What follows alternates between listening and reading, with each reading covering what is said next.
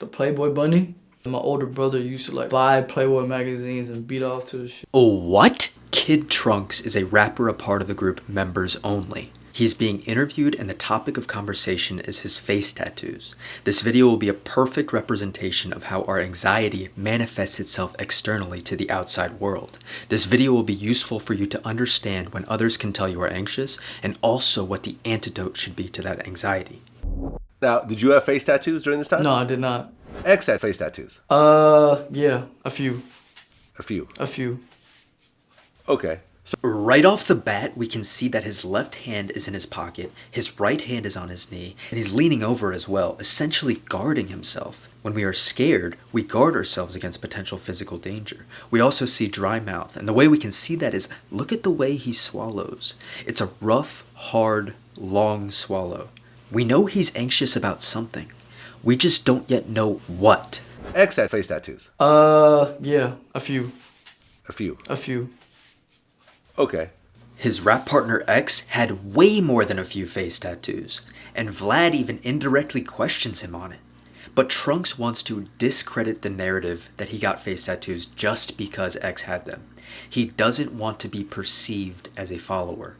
And as we'll see, this is one of the causes of his anxiety. So at what point did you actually start getting tatted up? When he got locked up the second time, I was like, you know what? I'm gonna just fuck it. I'm gonna do it and I'm gonna make it. You know what I'm saying? Cause shit, he told me to just fucking start making music. Cause he told me, oh, you're Asian, bro. And like, if you get into rapping, like you'll be lit as fuck. And I did it. And at first, like, I was really skeptical about getting fucking face tattoos. Excuse me. And shit. But like I knew, and I said to myself, once I do this, like it ain't no coming back. When he recalls a memory, notice how his legs stop shaking. So when he knows how to answer a question, and when he knows what to say, he's no longer as anxious. We can therefore derive that his anxiety is coming from not knowing how to answer questions, which is usually only a problem if you are not set on telling the truth. Right after he comes back out of the memory of what X was telling him, the anxiety comes back, because now he's on his own again. And I said to myself, once I do this, like it ain't no coming back. So you went to the tattoo parlor. The wide shot tells us everything we need to know. The anxiety is still there. The adrenaline is pumping. We are approaching something that he is super scared about. The leg is shaking ever more intensely. In his mind, something is coming and coming soon. Nah, I wasn't at a tattoo parlor. I was in somebody's backyard in a barn.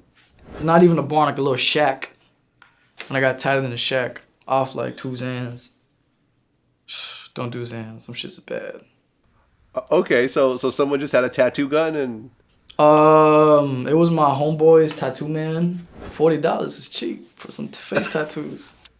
What was the first face tat? It was this, and this. The broken heart, the Playboy bunny, and the hate of, yeah. Here we go. Within the past 20 seconds, his voice has been more confident and projective, even up until the point of pointing out his face tattoos.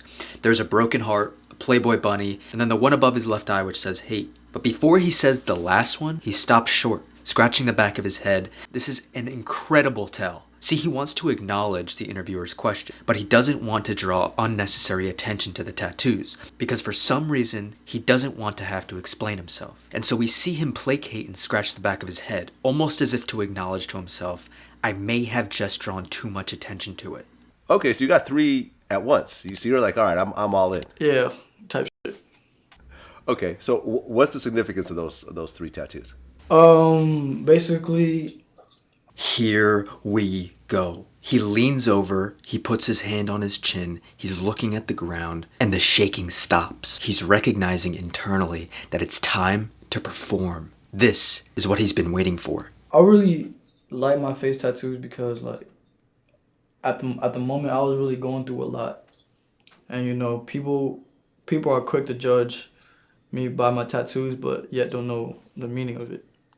The past 15 seconds has been the calmest he's been so far, because the intro that he just gave to his explanation was premeditated. Internally for him right now, he is headed into the lion's den. The anticipation of this question has been the source of his anxiety for the entire interview. He is prepared for now. Right here, I have hate above my right eyebrow. This is because, like, I don't know.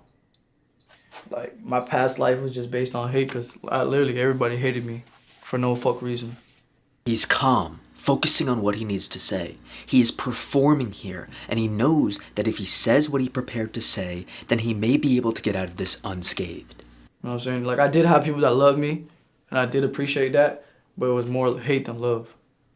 Were you one of the only Asian kids like in the area? Yeah, Okay, so do you think that was part of it, just because you were different? probably. Okay. Probably. When someone tells a deep-rooted story, and someone from the audience gives them a potential explanation for the motivation behind their story, it is going to take the storyteller a good few seconds to really think about it and acknowledge if it is indeed true. This is because if a story is indeed deeply rooted, then the potential motivations are extremely complex. What we see here is Kid Trunks agreeing almost instantly to Vlad's explanation. He doesn't really think about it because he just wants to get on to the next topic. And the Playboy bunny, I used to like, alright, so like my older brother used to like fucking buy Playboy magazines and beat off to the shits. And I would find them shits in his drawer and I would steal them. And I would just, look at them. I was like 8, 9 years old. I was like, oh shit, it's fucking naked bitches. And then, I really like Playboy. Like, just the brand itself. And I got that bit tatted right here. Once the Playboy bunny story ends, both the hands go back in the pocket and the left leg starts shaking immensely again. What happened?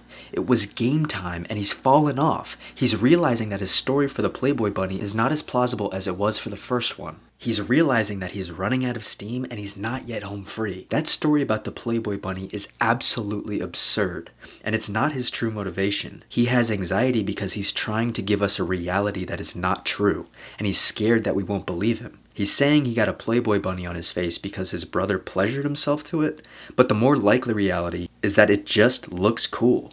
So just say you got it because it looks cool. And my heart was broken until I filled it in. So there's like a regular heart right here. It was a broken heart, but I filled it in. Okay. So you go and get these 3 face tats. Do you Hand back in the pocket, leg back on the knee, leg shaking more intensely than it's been the entire interview. 3 consecutive big dry gulps as if he's trying to get something down, while his eyes quickly scan the environment. He doesn't have anything left prepared. He has no more gas in the tank. This is the most anxious part of the interview for him, and he is praying that the next question Vlad asks will not require him to explain his tattoos more. This is the part where things either get better or they get really, really bad and embarrassing for him. do you remember how your mom reacted to it when she first saw it? Oh, shit. Let me start with that. There we go. The release of all the tension, the crescendo of the entire interview. He can finally tell a reliable story. He can finally speak from a point of truth. He's been slouched over and protective this whole time, and now he exposes everything that he has been protecting. And we are about to see him be more animated than ever. In this moment, everything that's been causing him anxiety is now in the past. The war is over for now. Alright, so at the moment, me and my friends had like... Look at how comfortably he slaps his legs and his hands when telling the story. He is more animated in the past 15 seconds than he's been in the entire interview combined. He is no longer talking to a formidable interviewer, and he is now just telling a story to one of his friends. Fell asleep. All of a sudden, I hear the door open, door close, and then I'm just like tweaking out. I'm like, yo, what the fuck do I do? Look at the expressions that he's been making with his hands, his arms, his face.